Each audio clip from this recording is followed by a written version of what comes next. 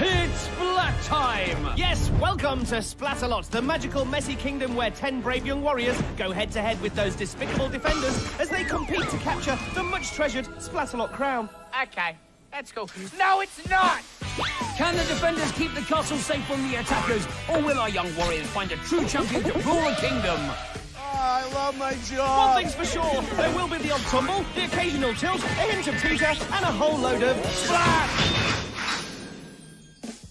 Hello, I'm Dick. I'm Dom. And this is Splatalot. That's right. It's not splat a little, or splat a medium amount. It's splat a lot. Yes, and you won't find another show with more splats per minute or more splats per square centimetre. And that's because of the 3 amazing courses that are located in the castle grounds. All 10 attackers will attempt to cross the merciless moat. The fastest 6 will then try to ditch the dungeon, but only 4 will survive. They will head to the final, and after a huge splat battle, one worthy attacker will emerge with the Splatalot crown. Let's take a closer look at that first round. The moat challenge starts with the Splatterpult, which hurls the attackers up in the air and towards this target in the moat. Then it's up the slippery slope and onto the mace. Those spikes and blades look simply divine in the sunshine. Then it's down the impossible incline and onto the beastly battle axes. And to ensure we get our fair share of splats, the water blast is on standby. The wobbly bridge of disaster follows, which has to be crossed in order to reach the even wobblier wavering warhead, the final obstacle before the finish line, and a well-earned breather. Whew, it's pretty exhausting just describing it. Well, there's no time to rest just yet, because we've got the you-know-who's to introduce. Oh, yes, I do know who's. The defenders! All 6 will be featuring in the final. But defending the moat, we have this terrifying trio. The feather-flaunting taunter, Kookaburra. The scary, single-minded, straight-talking Splatmeister Scab. And finally, the knight who makes our day, Medivh. Oh, Splat now! I'm gonna make you my little brother! What were you saying at the end there? Cross. What's on? Wax on. What? Wax Yeah, on. she might make our day, but she's not exactly clear as day. All right, let's do this. So, Kook's on the Aqualizer, Medivh's on the handheld Splatzuka, and Scab's on the Big Daddy Splatzuka. Here's attacker number 1, Emily. I didn't know there was water involved. Okay, let's call the whole thing off. Too late. Grubby fish tank. Let's capture that moment when aspiring model Emily spots the water. There it is. And there's the water. Hey, Emily, camera's right here. Ah. Tinkering oaf. Well, it didn't take Scab long to find his aim. Looks like Emily didn't know there were going to be splats either. Down the incline, and yes, the dangle. Not exactly her finest moment. Unless she wanted to be in Bad Balance Weekly, my favourite mag. I thought you subscribed to Bad Gag Daily. Back to Emily at the bridge, which Kook is guarding. This is gonna be a splat work. I want you to show me a little something. Right leg, left leg, right leg, left leg. That's it. Oh, slippy grippies. Lucky! Here's another one for you. Please don't. Look, she's on the front cover of Splattery Fair. And here's her photo finish. 5:36 should see Emily through to round 2. Pablo is named after apples. Oh, what's that under Collin's nose? It's all right. I don't think anyone's noticed. Collin, I must ask you a question, or shall I save it for later? Do you still think no one's noticed? Well, maybe just Scab. Colin, down the incline. He leaps for the axes, but provisional plunket. Something tells me that didn't go to plan. Collin overbalanced and reached out for some help, but the battle axes aren't really the helpful type. But he's back up and ready to try again. Take Collin at the feet! Ow! Ow! Oh dear, Medivh started with the tash taunts. I'm sure Collin will just turn his nose up at her. Blobby porridge! That was an amazing splat! He tried to ignore Medivh's moustache mischief, but then it all just got a bit hairy. Don't you start. The poor lad's just done an incredible cartwheel into the moat. Give him a break! I'd like to, but I don't think that time of 9:07 will cut it. Well, at least that might mean he won't have to suffer any more bad tash attacks. I quite liked the boy. He had style. Thanks, Kookaburra. Can we move on, please? Here's our next splatterpulting attacker, Summer. Destroy you! Destroy you? That's not exactly my idea of a typical summer. Oh, Jam Kisser! That's more like it. Now we've got a wet Summer. The replay shows just what those spikes on the mace are for. They're trip, slip, splat hazards. Yes, everything on this course is designed to keep the splat count high. Onto the bridge of disaster now. Will she destroy it? Start slowly and steadily, but then splatterly. Your fairy should have called you Fall, not Summer. I think she means fall as in autumn. Or fall as in all fall joke. Either way, Summer has managed to spring over the finish line, but she won't win today. With that time of 8:41. Your half-baked jokes really need some seasoning. Poopsie corn! Nick wants to be a director. Films or traffic? Hello, Nick. I'd like to audition for you. You be Romeo, I'll be Juliet. Romeo, you're so handsome. I like your helmet. Cook's gone a bit off script. Your line. No, you missed your line. Well, Cook's improvised audition seems to have thrown Nick completely. Script. We'll go from the top. No, Cook. We'll cut to the credits. Not quite star billing for Nick, but 708 might be good enough. I don't have a war cry. Ah, that's a very clever war cry, Jordan. No, didn't you hear him? He said he didn't have one. Whoa! Jordan flies, Scab fires, and the slime ball misses. Unusual. Scab is not doing very well today, Medivh. You wasn't even close. But it wasn't that easy a splat. I'm sure he'll... Oh, missed again! What have you got to say about that, Scab? Jordan's at the axes, but still within Scab's range. I quit. I give up. I don't think he meant that, Scab fans. Are there any Scab fans? Jordan's down. No more defending for me. I'm out. No more. Well, a double whammy. Scab's quit and Jordan's the fastest so far. Come on, Jordan, show me how you get down. He may be the fastest, but I don't think he's the grooviest. Well, now he's the gooeyest. So halfway in, Jordan leads with 317, followed by Emily, Nick, Summer, and Collin, who's in 5th place with 907. Ew, what was that? Oh, look, it's Scab on the Splatzooka. Whoa! You know what? It's a shame he's quit. I'm really going to miss him. Yeah. Well, he's not exactly missing you, is he? So, can the next 5 attackers do better than the first 5? And who's going to replace Scab? Only Splatalot has the answers. So, we're halfway through round 1. 6 attackers will progress to the next stage. And with only 5 more to come, we can safely say that our current leader, Jordan, has already qualified. But as we can see, that hasn't been the only talking point, as Scab has left the show. Yeah, and I, for one, will be glad to see the back of him. Yeah. What about the front of him? Ah! Mr. Scab to you. Mr. Scab, we thought you'd quit the show. Yes, but now I'm unquitting. When I saw you earlier, I thought, okay, one last splat, then I'll go. But then I realized I was born to do this, so I'm back. Scab rules! Scab! Well, that was the shortest resignation in history. Time for the leaderboard, I think. Jordan safely through to the next round with 317. But all Emily, Nick, Summer, and Collin can do is wait to see if their times are going to be good enough. The defenders are out on the moat. Kook's on the equalizer, Medivh's on the slimy slicer, and look who it is, back on the Splatzooka. Here's my. Let's get this party started. Over to you, Scab. Ball! Finally. There we go. Ah, Scab's back in the zone. Great. Hey, you should take all the credit for his return to form. If Scab hadn't used you for target practice, he might have left the show. Please don't mention it ever again. Me father! Oh, and another me father! I don't believe it, a third me father! A fourth me father! And here goes another, a fifth me father! Have we finished now with the me fathers? Yes, absolutely. We've finished now.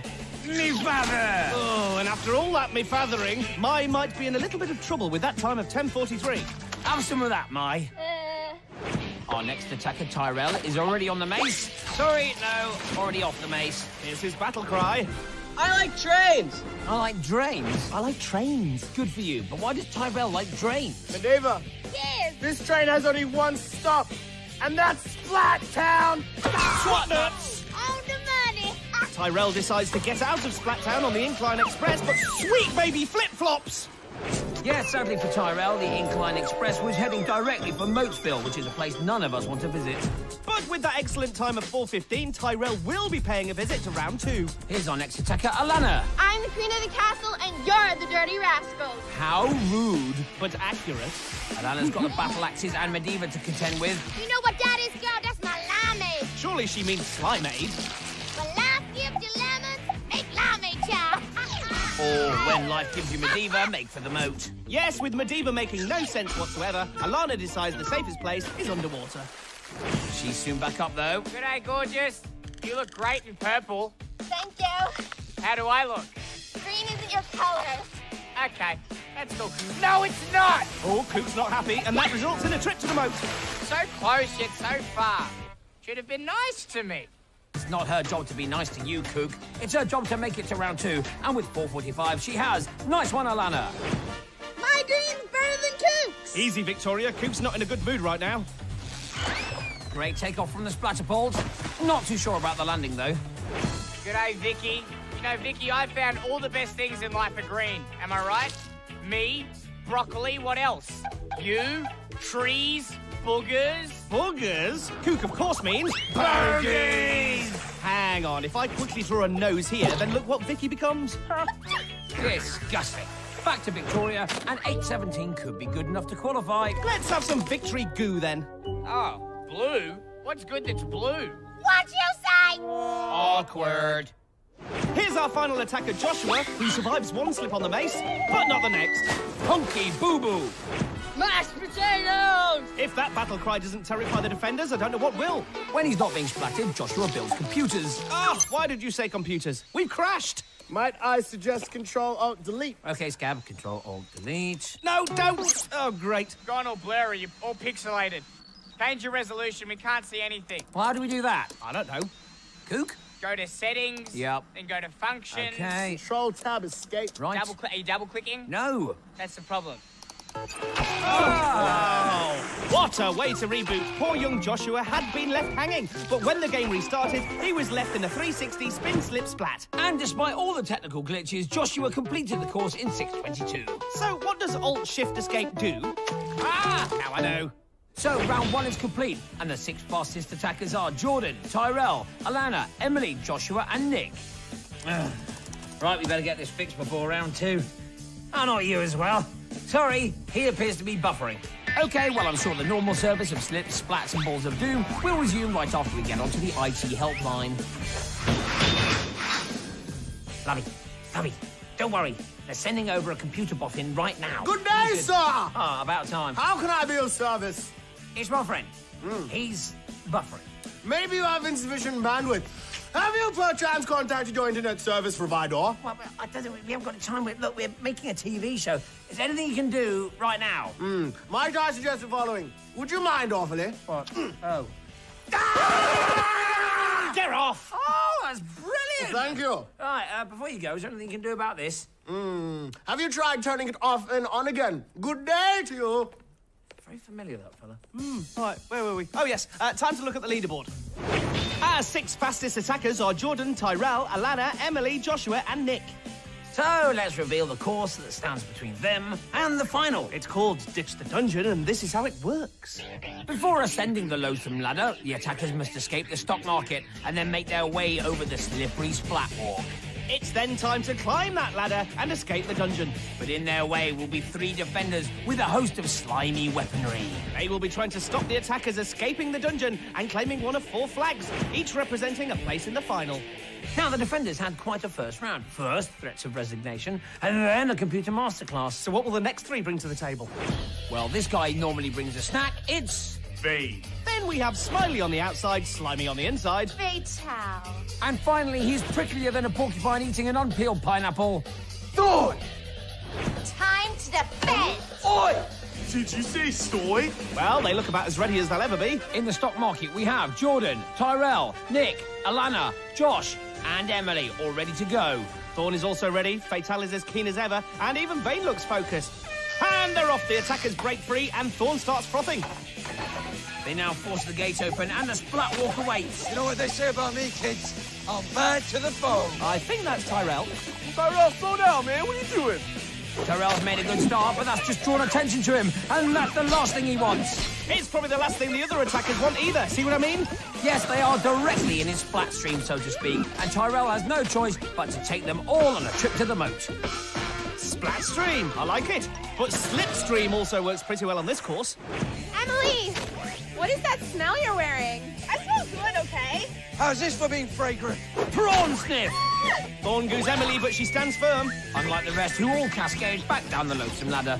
Fatal now tries to dislodge her. No, not my feet! This time, Emily can't hold on, and down she goes, joining Jordan in the bilge. Let's recapture the moment for her. Smiley, slippy, slidey, splatty, moaty. Joshua climbs, but he's lost his grip, and he takes Jordan with him. Jordan just can't keep out the water. Tyrell making steady progress. Tyrell, have I got a ball for you? Oh no, it's the Ball of Doom! But the Doom Ball Express hasn't derailed Tyrell. Tyrell! Slow down, bro. This isn't a race. It is me. Well said, Tyrell. Of course it's a race, Vane. Fatal now using the pokey pike, which I have to say I don't agree with. And poor Tyrell is back where he started. Emily and Josh take the lead. Oh, but Josh is down, and he collides with Nick. Yes, Joshua slips, but I think Fatal's slime ball was heading for him anyway. And then unsuspecting Nick gets caught up in Joshua's downward journey. Get another ball, you Victor! Do these things just grow on trees? Ball of doom! Emily, I'm just trying to hose you off, you stink. Fade's taunts and splats have no impact on Emily, but they do on Jordan. And he, in turn, takes out Alanna and almost Joshua as well. Whoa, good leap from Josh to avoid the oncoming splat. Emily's almost at the top. Oh, but the extra surge of water stops her. I love my job. I don't get paid, but I love it. It's Jordan's job to get to the top of the dungeon, but just look at this water, and now slime too. He slips, and there he goes. In fact, it's a Splatalot. All of the attackers are down. You guys are doing great. The point is to take as long as possible. Fatal, you're not helping. Nick is now in the lead, followed by Alanna. Once again, they're blasted and soaked with slime. Fatal resorts to the pokey pike again, but she can't stop both of them. And Alanna's through! Yes, Alanna is our first finalist, and Nick also makes it across. The defenders are in disarray as Tyrell makes his move, but he slips, leaving Emily and Jordan to claim the last two places. Poor Tyrell, so close. And that's it! We have our 4 finalists, so round 2 is complete. Horn smells defeat. And Josh is off his feet as he takes the slide of shame. Well, they have every right to be happy. You've got to feel sorry for the losers, though, especially Tyrell. So let's get confirmation of that result on our leaderboard. Our 4 finalists today are Alanna, Nick, Emily, and Jordan. What a great round! I've still got a problem with that pokey pike. It gives the defenders an unfair advantage. Well, as opposed to the slime, water torrents, and balls of doom. Fair point. Well, actually, it's an unfair point. That's my point. I mean, what's fair about the final round? The odds are stacked heavily against the attackers, but I think that just makes them even more heroic. Okay, it's time for a splat stat attack. Take it away, you. Emily and Nick have the worst records going into the final, with Emily just slightly ahead. But Alanna and Jordan can't be separated. They've both won a round and they've both finished third, making them joint favourites. How exciting! Tell you what, I'll cheer on Alanna and you can support Jordan. All right, pie in the face for the loser. Okay, deal. No? Okay, so I'll find this once again. Alanna, Nick, Emily and Jordan. 4 brave and bold attackers, but there can be only one winner. You say there can only be one winner. Yes, I just did. But what if no one manages to finish? Well, then I suppose technically the defenders will have won, so one way or another, there'll definitely be a winner. Can you imagine how smug they'd be if they did win? Oh, please, they wouldn't stop going on about it for weeks. It would be terrible. All 6 defend the final course, which looks like this. Surprise! Yes, the final's at night, which is great for 2 reasons. The course looks amazing. Plus, it's way past our bedtimes. The attackers start in the Dire Mire, home of the barrier of all barriers. Then it's a teetering trip across those terrifying tees, which are a hop, step and splat away from the spinning scary-go-round. Once on board, the attackers have to get up and over the annihilating arm before landing on the gruesome twosome. Then they have to tiptoe carefully past the incredibly crafty clobbering cannons and head down the royal ramps. The slippery rock wall is then all that stands between Alanna and the majestic Splatalot crown. I think you mean Jordan. To be fair, there are 4 finalists. And here they are. Jordan's in orange, Emily's in pink, Nick's in green and yellow, and Alanna's in purple. The defenders are prepping their weapons. Hang on, who's that with Fatal? He looks familiar. But the final's underway. Through the moat mist, the attackers approach the Dire Mire. Emily is the first over the barrier. Nick's not too far behind, but the others are struggling. So Emily has the early lead. Emily, you have to do a splat walk across the keys. They're all in the hips, girl. Like this. It's all in the hips. Emily needs to ignore all that nonsense. Gravity limpet. Nick's turn. Well, that didn't last long. Here's Jordan, and he bravely leaps and boldly splats. And finally, Alanna has a go. Oh, Hopple Jeff. Well, all 4 attackers have tackled the tees, but no one's triumphed yet. That was a pretty triumphant splat, though, from Alanna. Jordan tries again. This looks promising. And yes, he's over.